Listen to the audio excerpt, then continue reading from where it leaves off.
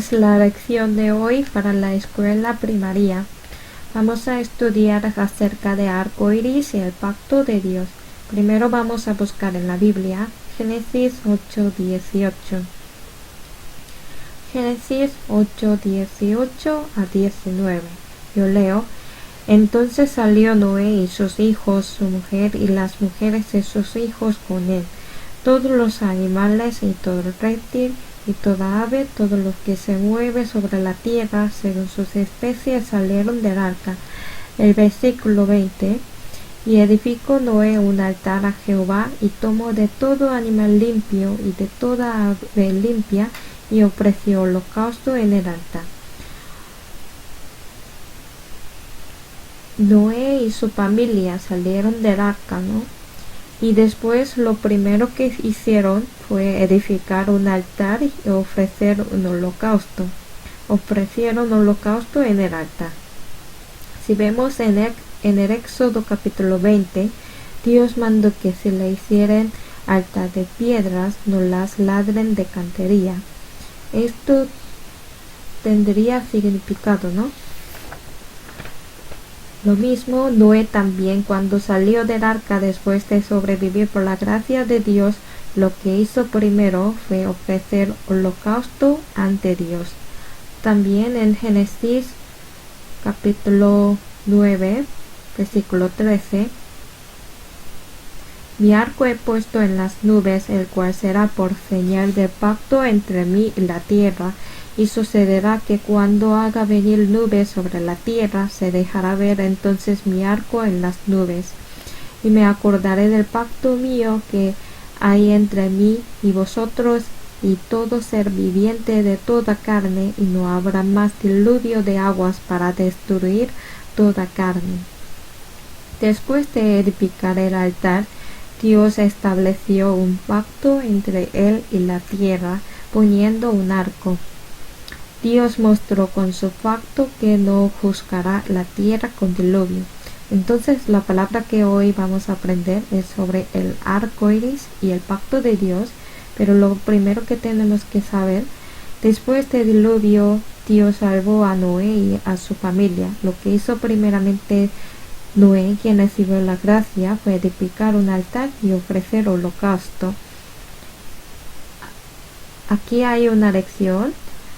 Si vemos antes del diluvio de Noé, en Génesis 4:19,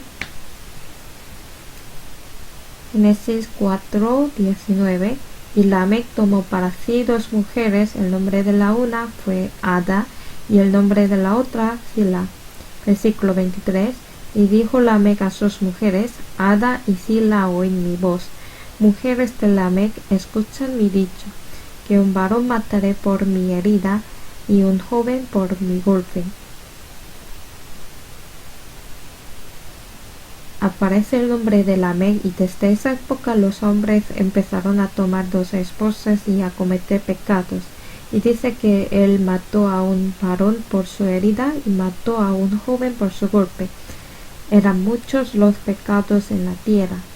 Finalmente, si vemos Génesis 5:28, vivió Lamec 182 años y engendró un hijo, y llamó su nombre Noé, diciendo, Este nos aliviará de nuestras obras y del trabajo de nuestras manos a causa de la tierra que Jehová maldijo. Lamec engendró un hijo y le puso por nombre Noé, el cual significa Jehová nos aliviará. Eso es lo que significa. Si observamos el tiempo antes de Noé, la maldad de los hombres era mucha en la tierra, como lo indica Génesis 6:5.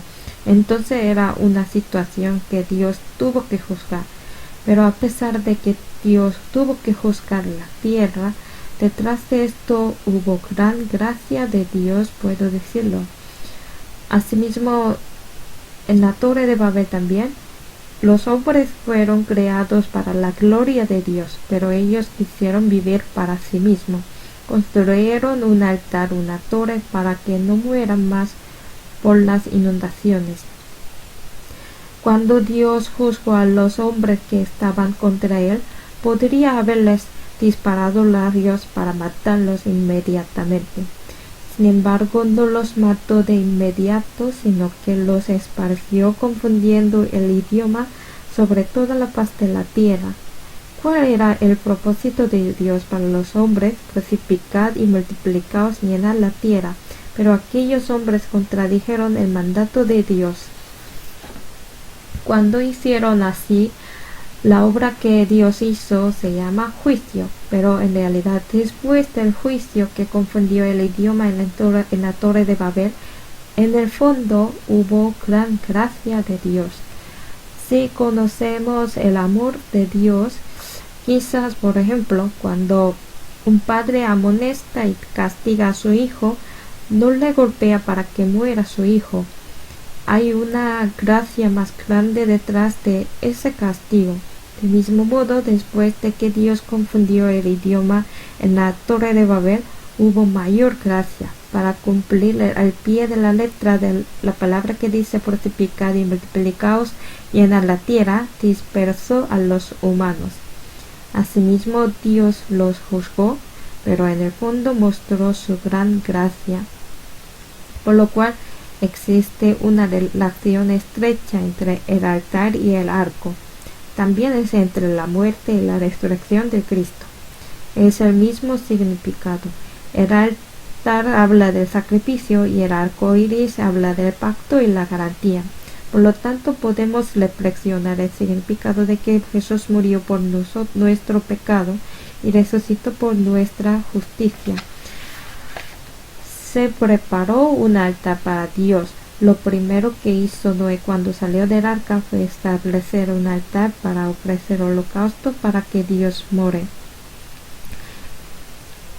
El altar ante Dios nos habla de que es sin duda indispensable el sacrificio.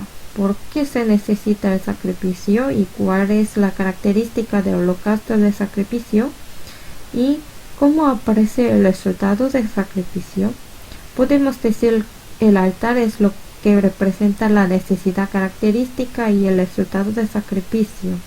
Entonces, ¿por qué necesita sacrificio? Noé y su familia estaban por comenzar una nueva partida. Tal vez Noé lo sabía que el hombre debe tener la gracia de Dios para que su vida sea verdaderamente bendecida y abundante. Si un hombre no entiende tal cosa, realmente no puede acercarse a Dios ni estar garantizada la felicidad eterna. Por eso Noé ofreció holocausto de sacrificio que pedía la misericordia a Dios.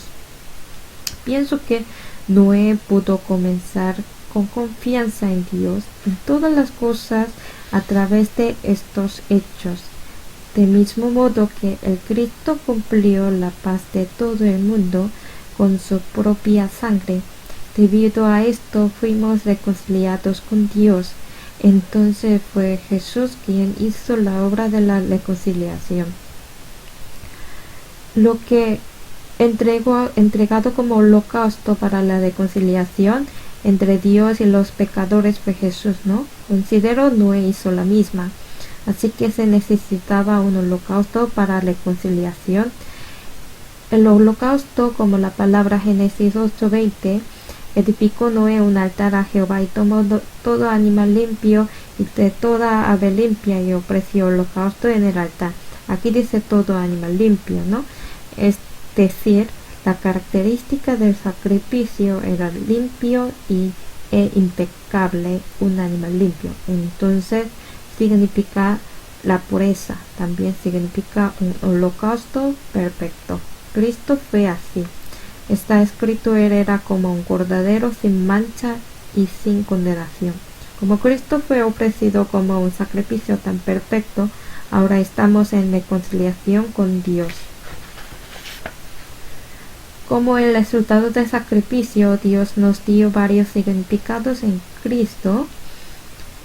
Lo primero es que todo lo que Dios quiere en su corazón, todo sea cumplido a través del dulce y fragante sacrificio de Cristo. En Efesios 5:2, y andad en amor como también Cristo nos amó y se entregó a sí mismo por nosotros, ofrenda y sacrificio a Dios en olor fragante. Así está escrito: la ofrenda fragante y criado, es decir, Jesucristo. El segundo es la garantía de seguridad. Debido al sacrificio de Cristo ya no tenemos maldición, ¿no? Así que para nosotros que estamos en Cristo ya desaparecieron el juicio y la condenación. Y el tercero es la promesa sobre la bendición eterna. Todas las bendiciones espirituales no son más que posible en el Cristo, ¿no? Es decir, cuando esté en Cristo, el reposo se cumplirá. En Efesios 1:3, bendito sea el Dios y Padre de nuestro Señor Jesucristo, que nos bendijo con toda bendición espiritual en los lugares celestiales en Cristo. Toda bendición espiritual que pertenece a los celestiales se encontrará solamente en Cristo. En este sentido, después de salir del arca, Noé primeramente edificó un altar a Jehová y ofreció holocausto. Noé lo que ofreció a Dios primeramente, después de recibir la salvación. Salir del arca es recibir la salvación, ¿no? Lo primero que ofreció es holocausto. En Romanos 12:1 se explica muy bien sobre nuestro culto racional. Así, hermanos, os ruego por las misericordias de Dios que presentéis vuestros cuerpos en sacrificio vivo, santo, agradable a Dios, que es vuestro culto racional. Así dice que desde que recibimos la salvación hasta que nos encontremos con el Señor, toda nuestra vida es el culto racional. También San Mateo 6, mas busca primeramente el reino de Dios y su justicia, y todas estas cosas os serán añadidas. Esta palabra significa: para quienes quieren vivir para la gloria de Dios, no hay nada que Dios no dé. Por eso Dios prepara todas las cosas para aquellos que viven primeramente para la gloria de Dios. Tiene ese significado. El arco iris del pacto aparece después de ofrecer sacrificio. Entonces, después de que Dios juzgó a la humanidad a través del diluvio, le mostró a Noé un arco y prometió que no lo destruiría de nuevo con diluvio. En realidad eso significa aquellos que traicionan el amor de Dios en esas gracias, estará listo el juicio otra vez. Finalmente, muchas personas fueron destruidas por rechazar la gracia de Dios. Como apreció el arco iris después de ofrecer el holocausto en el altar, Dios nos promete un pacto. Pero el pacto a través del arco iris nos habla en varias formas, especialmente para los cristianos también tiene varios significados. Lo primero, el pacto unilateral de Dios. Es la representación de la gracia. No es un pacto que hayamos hablado entre Dios y nosotros. La promesa se cumple por el acuerdo bilateral. Sin embargo, ese pacto hizo Dios unilateralmente. Pero para los hombres es una promesa bendición. A la verdad, el Creador tiene responsabilidad de dar a las criaturas y las criaturas tienen responsabilidad de recibir desde el Creador. De hecho, la destrucción de los humanos es inevitablemente el resultado de rechazar la gracia del Creador. Así que Dios hace estar sujeto a sí mismo a ese pacto que ha prometido unilateralmente. Como Él es Dios de justicia, jamás puede violar la ley que ha establecido Él mismo. Puesto que Dios no puede violar el pacto que ha ordenado, es el segundo pacto, el amor de que muere en lugar de nosotros, ¿no? Así Él hizo el amor de nuevo, por lo cual en la época del Antiguo Testamento estableció una ley de morir en cambio, sacrificio de la expiación para los israelitas pecadores. Esa sería otra expresión de su gran amor. Entonces Él cumple su deber con los humanos, ya que Él es creador, y promete ese pacto unilateralmente. Además, el pacto de Dios es la paciencia, el pacto de soportar. Génesis 9:11. El contenido del pacto del arco iris es una promesa de que no juzgará el mundo de criaturas con el diluvio. Eso es la paciencia de Dios. Después del diluvio, ¿cuánto tiempo ha pasado? Hasta ahora Dios está esperando. Cuando miramos hacia atrás en la historia humana, hubo muchos acontecimientos que traicionaron a Dios, pero hasta ahora Dios está esperando. Cuán gran la paciencia de Dios. Pero mirando esa palabra, aún Él tiene mucha paciencia para la historia, pero me di cuenta de que a mí también Él tiene mucha paciencia después de la salvación. Aunque he recibido gran gracia de Dios todos los días en mi vida diaria, a veces pienso oponiéndome a Dios. En todo este tiempo Dios está esperando. Cuando reflexiono la duración de construir el arca, dice que fue alrededor de unos 100 años. Si un niño hubiera nacido cuando Noé comenzó a construir el arca, hasta el niño tendría alrededor de 100 años. En este largo tiempo lo que hizo es el arca de Noé.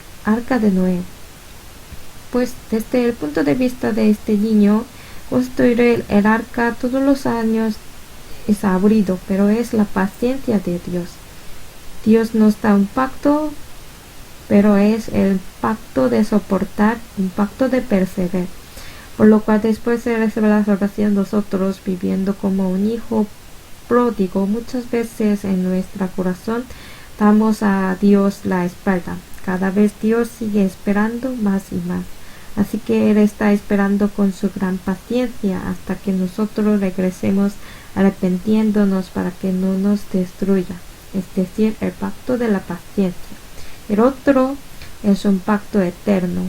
Arco iris brilla con luz inquebrantable por la eternidad y se obra en Cristo. Como la gracia que nos dio es eterna, Noé supo que el pacto de arco iris que mostró Dios después del diluvio era eterno. Cada vez que aparece el arco iris, también se desaparece pronto, ¿no? Por falta de gotas. Mirando esto, en nuestro corazón también el pensamiento sobre el pacto aparece y desaparece, y vuelve a aparecer y a desaparecer. Aún a veces nosotros lo olvidamos, pero el pacto de Dios es un pacto eterno. Y el otro pacto, Dios ya no juzgará con agua, pero ahora dice que juzgará de otra manera con fuego.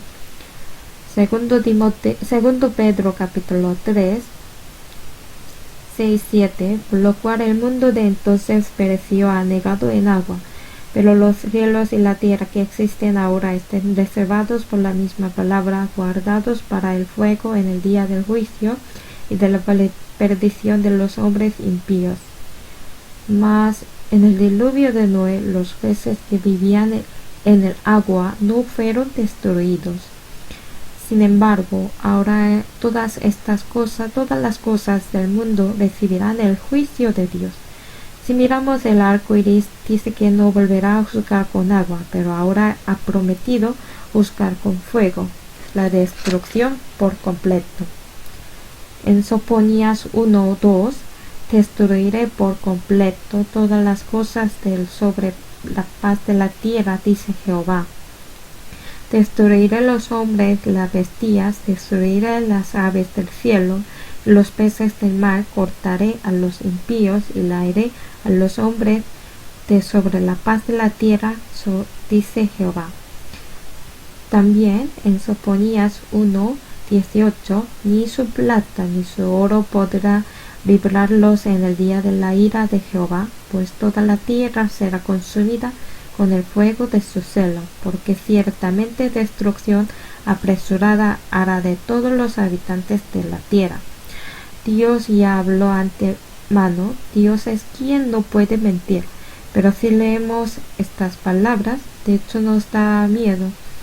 No es la razón para asustarnos, por lo que Dios está declarando que será destruida apresuradamente en varias partes en la Biblia.